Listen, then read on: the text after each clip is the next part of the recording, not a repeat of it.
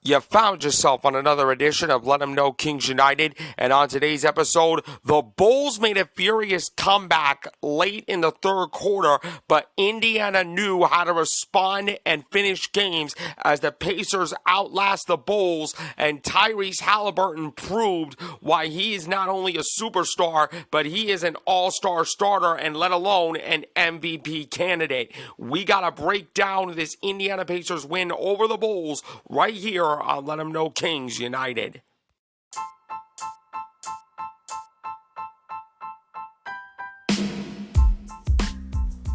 And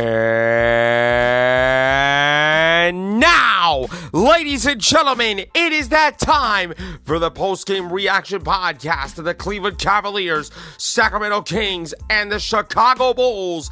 This is Let 'em Know Kings United.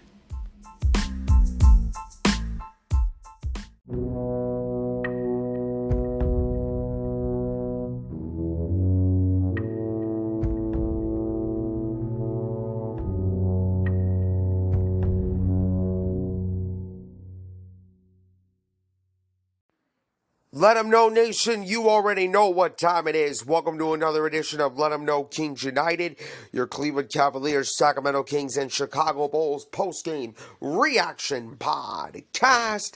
And as always, I am your host, Skylar Weisberg. Thank you so much for tuning in to today's show, the second to final show of the year 2023. Actually, I think December 31st would be like the last show of 2023. So I think we got either 3 or 2 shows to go. I don't know. But there's going to be a lot of shows coming up in the year of 2024. So you guys have Let 'em Know Nation better stick around for that. But in the meantime, you can find this show, which is 100% completely free and available on Amazon Music, Google Podcast, iHeartRadio, Spotify, Radio Public, Pandora, or wherever else you want to listen to this show.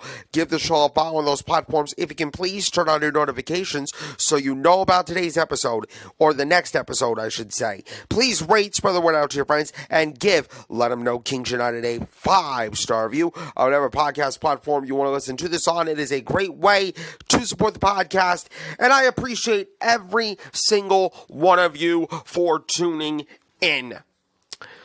Well, story of the life of a Chicago Bulls fan. We struggled for most of the game. We found a way to get back in it in the third quarter. We made a really big run with a small lineup that consisted of Alex Caruso, DeMar DeRozan, Terry Taylor, Dalen Terry, who had one of the best games defensively, or one of the best quarters defensively that I've ever seen out of the Chicago Bulls, and probably one more player. I don't remember who it was. Maybe Alex Caruso, but I don't know. We made a big run. I think it was a 16-1 run to get ourselves back into the game. But unfortunately, the number one offense in the NBA, the Indiana Pacers, got the better of the Chicago Bulls by a final score of 120-104. And obviously, there should be no questions. There should be no debate about it. The MVP of the game overall belongs to Tyrese Haliburton, a.k.a. the Point God. I'm telling you, if you haven't seen this guy during the NBA in-season tournament, like, what the hell are you doing? Like, what the hell are you doing? You haven't watched a single ounce game of basketball if you haven't seen Tyrese Haliburton play. This man dropped 21 points, but that's the usual for him. This dude dropped 20 assists tonight and 0 turnovers. Zero. He even said after the game that he was struggling with taking care of the ball lately. And it was good to see that Tyrese Haliburton had 0 turnovers. But the crazy thing is, this man hit like 2 or 3 threes from the top of the Bulls' horn. I mean, that's insane. I mean, Stacey King was talking about Denzel Valentine range. That's Trae Young range, all right? That's Chef Curry range. Or maybe we could call it Tyrese Haliburton range, because the guy is absolutely talented first and foremost, but he is crazy by the way he shoots the ball. Now, the Indiana Pacers did an amazing job in this game of just stifling the Chicago Bulls, stifling them, especially on defense. I felt like, personnel-wise, we were outmatched. We were lackadaisical. I'm just going to call it what it is. We got outlasted because we were lackadaisical on the defensive end. I mean, when Indiana made it to a 20 or 25 point lead early in the third quarter before the big run by the small lineup of the Chicago Bulls, I said to myself, there's literally no way in hell the Chicago Bulls win this game. Now, we did get a lead thanks to Coby White finally dropping a three in the fourth quarter. He needed that three for his confidence because lately Coby White has been struggling from three. I don't know what it is. Maybe it's he says it's a wrist injury that he has been dealing with, but I really cannot make that as an excuse, okay? Whether you have it or you not when it comes to Coby White and when it comes to him shooting threes. But whatever the case may be, Coby White finally dropped a three that was much needed for confidence. But the biggest thing for me was, number one, when Andre Drummond got into foul trouble, as he did last night, that gave all the momentum to Indiana. Because without Nikola Vucevic, who is going to be out for the next couple of games, you needed Andre Drummond to not only stay in foul trouble, but to get rebounds. I mean, sure, he got his fair share of rebounds, not the 25 rebounds that he had the other night, but I think he had like 14 or 15 rebounds last night. Whatever the case may be, Andre Drummond needed to stay on the court to not get into foul trouble. I think he had like 3 fouls this game, and then Billy Donovan said, you know what, we're done with it. We're done with Andre Drummond for the night. Let's see if Terry Taylor can do better. Let me tell you something, Billy Donovan. Terry Taylor is absolute garbage. You don't know how to construct a lineup with Andre Drummond out of the bench. I mean, honestly, you put Adama Sanogo out of Connecticut, a two-way guy that you drafted, and he only came in with only like 30 seconds left in the game in garbage time. That is absolute garbage. I mean, if I was Billy Donovan, I would give Adama Sanogo at least 3 minutes out there, maybe 4, just to see what he can do. He probably might not be as productive like he is in the G League right now, but at least he would give Billy Donovan some decent minutes off the bench. But it was about Tyrese Haliburton last night, who became the NBA assist leader this season. He had a career-high 20 assists with no turnovers. And Haliburton said, you don't get 20 assists without guys making a lot of shots. After the Pacers shot 50% from the field tonight, they were shooting the living lights out of the basketball, and I'm speaking of the Indiana Pacers here, more specifically from three-point range. Everybody and their mama knows that most of the Indiana Pacers offense is about three-point shooting. I mean, if they're hitting their threes, they're basically untouchable. And you know what's crazy about this? The Indiana Pacers have one of the best offenses in the NBA so far this season, but their defense, as a team, they are bottom of the barrel.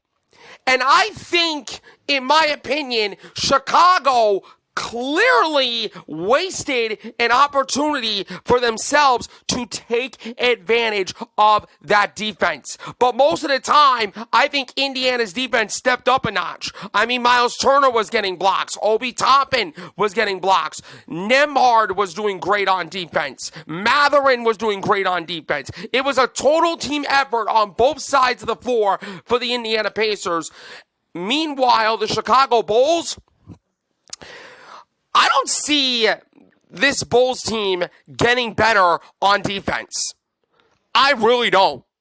Maybe on both ends of the game, I see the Bulls playing completely lackadaisical. On offense, we're staying around like statues. We're not moving the ball. We're not cutting. We're not setting screens. We're not generating ball movement. It's like staying at the three-point line like statues, like the Michael Jordan statue, and hope that the ball gets to you. Watch how the Indiana Pacers did. Heck, watch what the Toronto Raptors did in Game 2 of the season.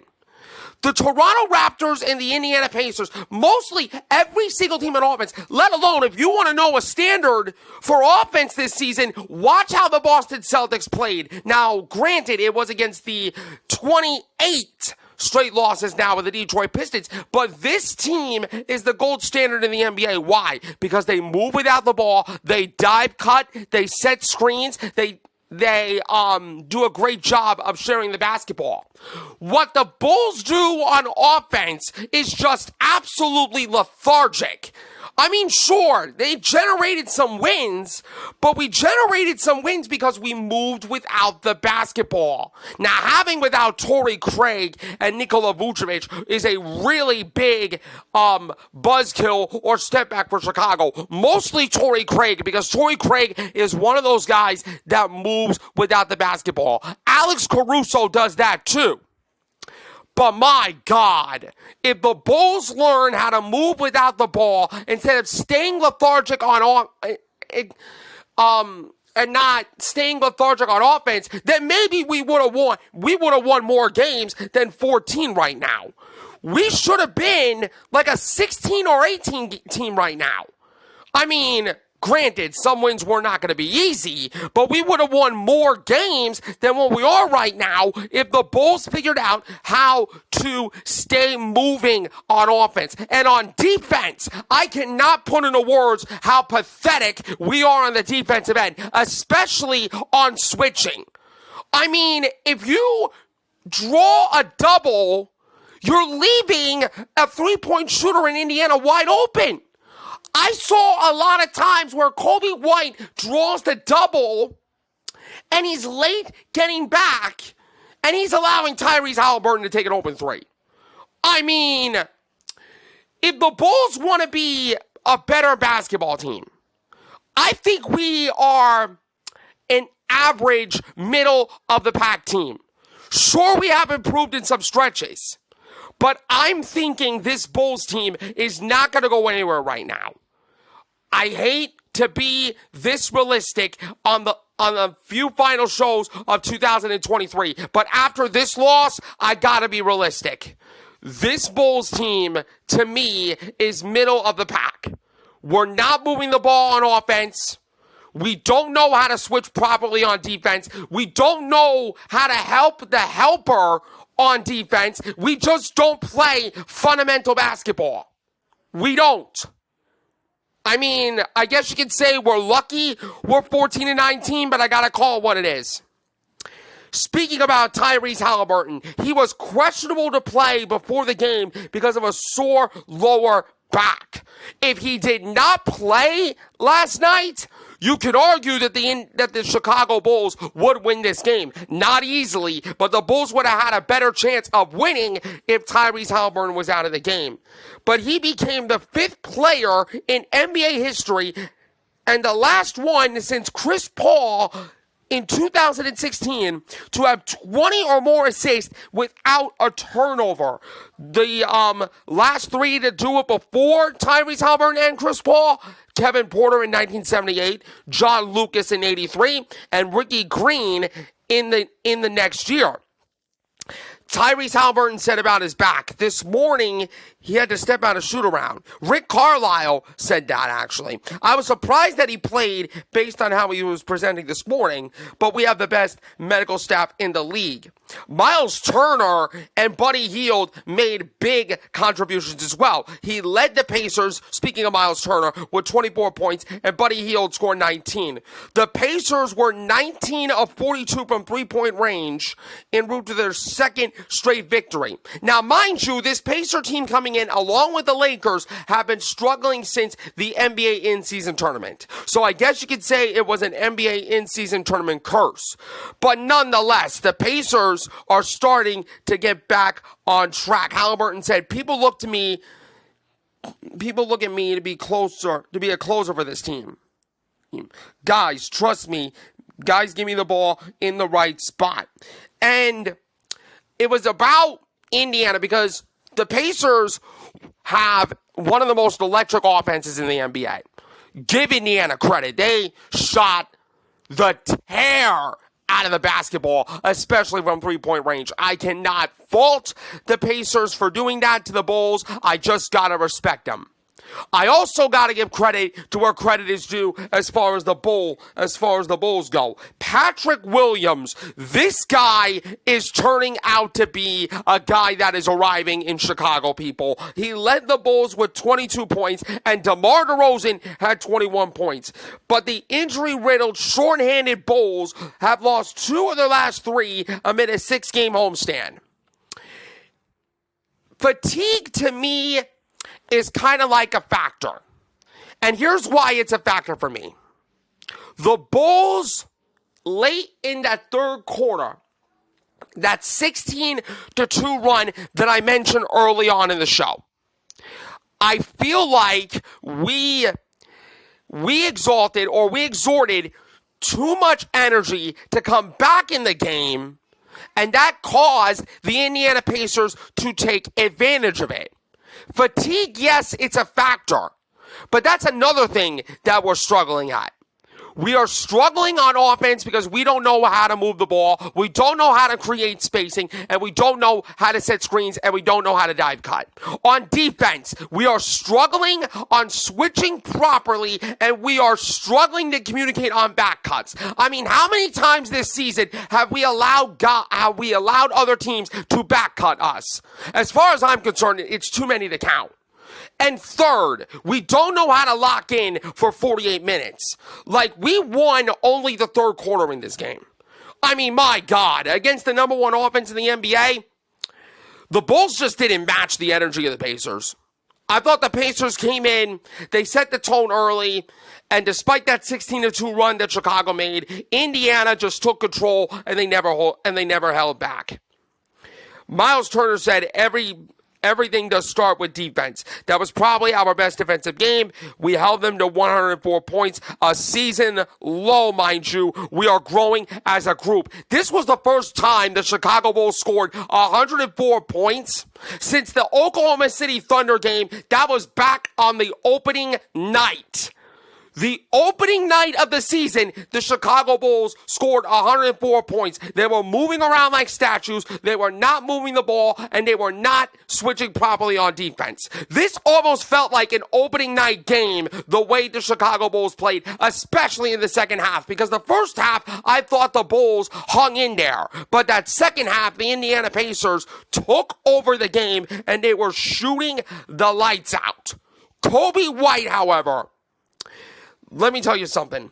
Kobe White, I don't know what the deal with you is, my guy, but you're struggling. But Patrick Williams said you never want to put yourself in a position to fight back.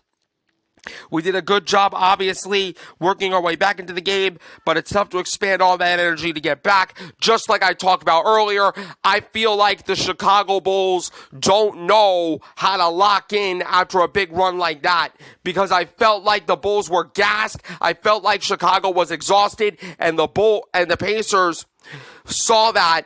And like the veteran team that they are, especially with a leader like Tyrese Haliburton, they were able to capitalize. Before I get into the stats of this game, I want to mention one more thing about Kobe White, because I want to give credit to the Indiana Pacers, especially on their defense. I felt that the Indiana defense did not allow Kobe White to do whatever the heck he wants on the basketball court. They were forcing Kobe White to be a driver instead of a shooter. Kobe White, you're now on the top of the scouting report, my guy. You got to read if defenses are going to force you to become a driver. I don't think you're going to be taking a next step, let alone become an all-star that I thought you were going to become, if you don't read how teams are playing you. If you think that you're going to just be this three-point shooter, this electric three-point shooter, and just do whatever the heck you want, that's mistaken. You're mistaken. Now that teams know how to play you, now that you are on the top of every single scouting report in the NBA, I want to see how Kobe White reads that and reacts and adjusts. Right now, I don't see Kobe White as an all-star because he don't know how to adjust. He don't know how to adjust since teams have been playing tough on him. Since he became the new number one guy in every single scouting report in the NBA, I feel that Kobe White does not know how to adjust his game based on how teams are playing him. He could make an adjustment, but right now, I just don't see it. But tonight was about the Indiana Pacers, who shot 50% for the field, 45% from three, compared to a 41% shooting for the Bulls, 25% from three for Chicago. The rebounds were even at 47. The assists, 30-19. Tyrese Haliburton played a big part of that with his 21 and 20 game. But I also feel like the Pacers as a team did an outstanding job of sharing the basketball. And by the way, I forgot to mention this. Based on this performance by Tyrese, the point guard, Haliburton, I don't think he's just an all-star starter. I don't think he's just an NBA first-team guy. I think he is in the MVP conversation. I truly think he is. Along with Luka Doncic, Shai Gilgeous-Alexander, Tyrese Haliburton has to be up there. You could probably make a case of Steph Curry. You could probably make a case of Klay Thompson. But that's pretty much it. Shai Gilgeous-Alexander, Luka Doncic, Tyrese Haliburton are my top three candidates for MVP right now. Prove me wrong. Prove me wrong. If you want to put Jalen Brunson for the New York Knicks up there, sure. But right now, I'm looking at Shai Gilgeous-Alexander, Luka Doncic, and Tyrese Haliburton as my top three candidates for MVP because those three guys have been balling or have been hooping since the season began.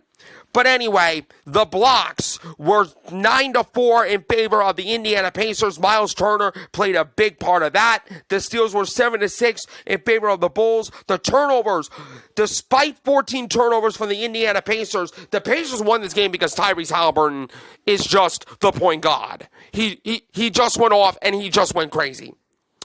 The points in the paint were 60-38 in favor of the Chicago Bulls, and that's crazy.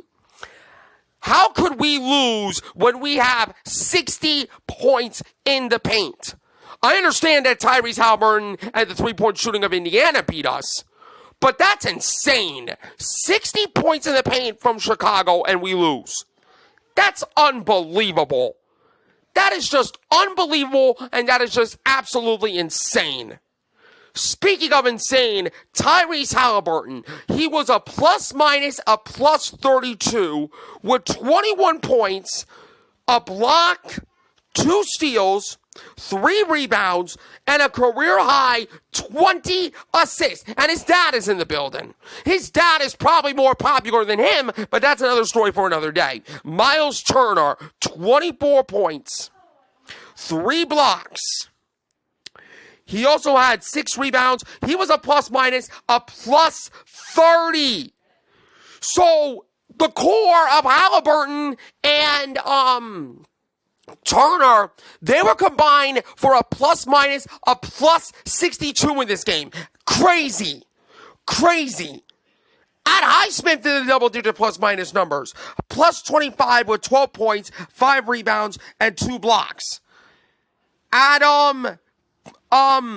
Buddy Hield, plus minus a plus 22, 19 points, 6 rebounds. He was 50% from 3, 5 of 10.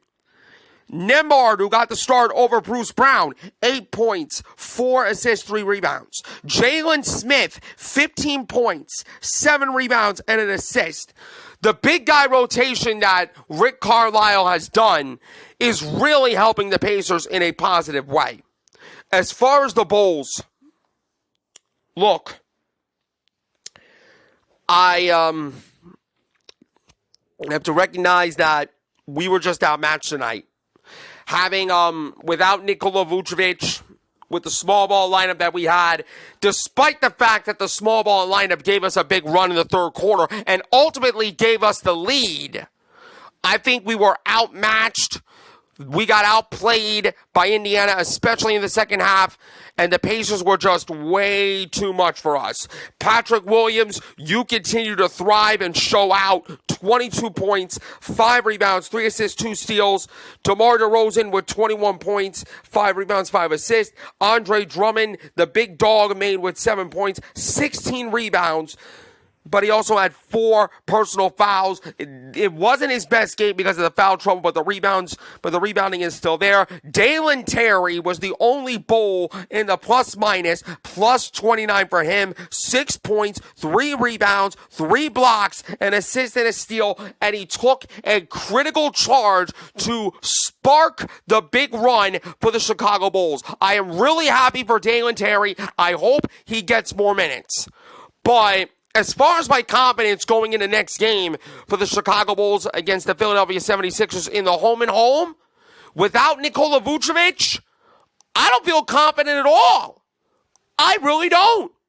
I mean, I hate to keep it real, but if you're Joel Embiid, you're probably thinking, I'm going to have to drop a combined 50 points in the 2 games against the Bulls. The only big guy that they got is Andre Drummond. Now, I'm not saying that the Bulls are going to lose both games. I would prefer if the Chicago Bulls at least split the home and home against Philly. But without Nikola Vucevic, I just don't feel confident in the Chicago Bulls winning against the Philadelphia 76ers. I've been proven wrong before, but I just don't feel confident in Chicago right now. We are a young team that is still figuring out an identity without Zach LaVine. Hopefully a trade for Zach LaVine gets worked out soon because I've been hearing a whole lot of talks about it, but I'll just believe it when I see it. All credit to the Indiana Pacers. They did an amazing job.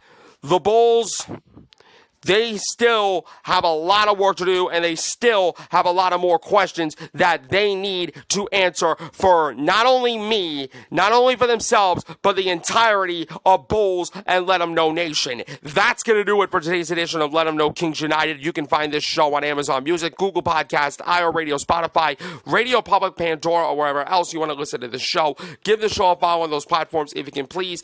Turn on your notifications so you know about the next episode. Please rate, spread the word out to your friends. Give Let 'Em Know Kings United a 5-star review on whatever podcast platform you want to listen to this on.